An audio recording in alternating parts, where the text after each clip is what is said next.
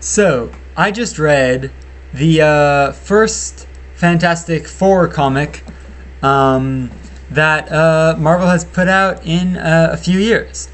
It was pretty good, man. Dan Slott, I loved his Spider-Man run. I think that I read the majority of it, at least.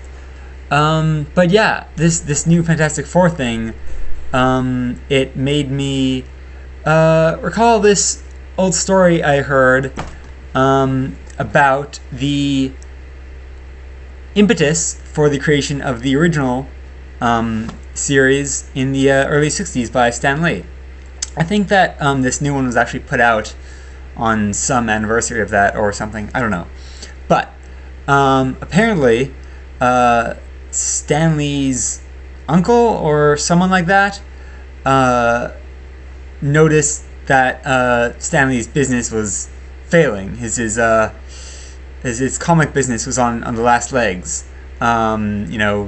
Stan Lee, you kept having to run to the bathrooms and vomit because of all of the terminations he was overseeing. He couldn't deal with the stress.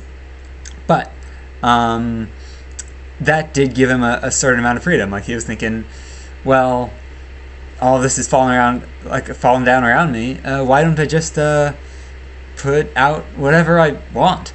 And his uncle said, "Man, how is your comic business failing? Look at those DC guys."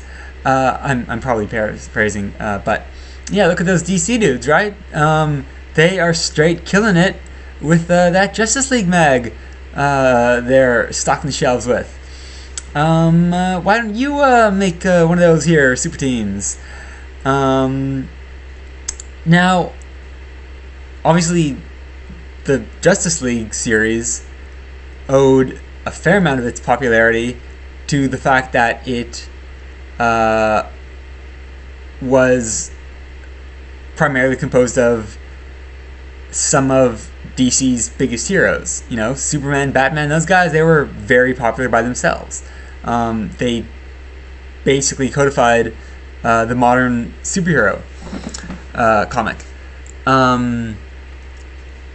But that didn't really stop Stan Lee because, apart from Captain America, who hadn't really been relevant in a while by that point, Marvel didn't have much in the way of marquee superheroes. He said, "All right, I need a team.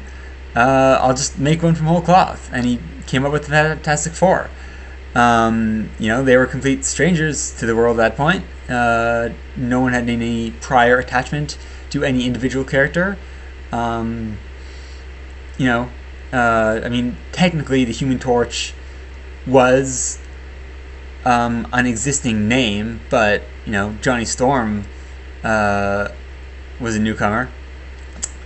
But yeah, that didn't stop him, and he came out and he set the world on fire with something that was partially inspired by a thing that had very different merits. Like Justice League, big name heroes. That's the draw.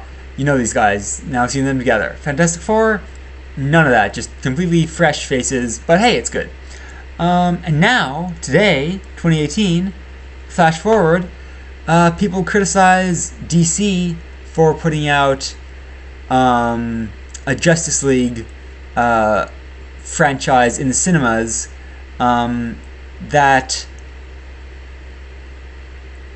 isn't perceived to have earned the foundational work that led Marvel's Avengers films to be so successful in the box office.